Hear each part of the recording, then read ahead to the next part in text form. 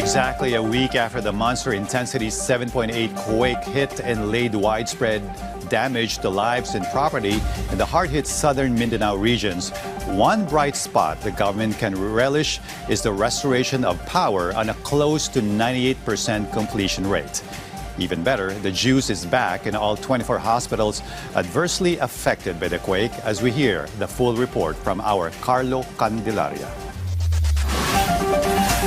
The Department of Energy or DOE assured that power will be safely and properly restored for areas in Mindanao affected by the strong earthquake last June 8. According to Energy Secretary Sharon Garin, power has been restored to over 1 million consumers, which equates to nearly 98% of all affected users in Mindanao within 1 week. They also fast-tracked the restoration of electricity, especially in critical infrastructures or places like hospitals, evacuation centers, and emergency services. She also stated that power has been restored to all 24 hospitals affected by the earthquake. In less than a week, it's about 98% restored.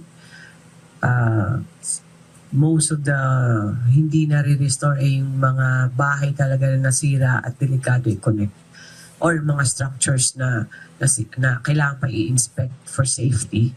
Garin added that the DOE is determined to bring back power to every home and community. This is a whole of government approach. All the good news that we will deliver to you this week.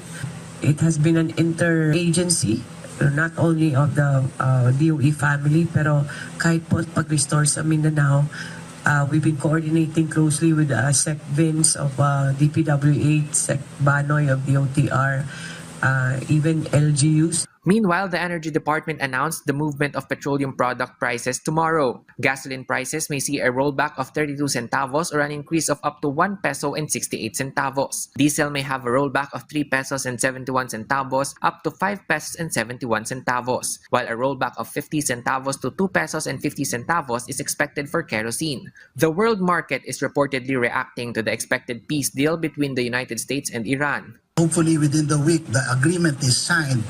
What happens to our pump prices? Siguro there's space for it to come down as well. But does it go down to the pre-war level? Not immediately, probably. Kailangan natin ng another 6 to 12 months.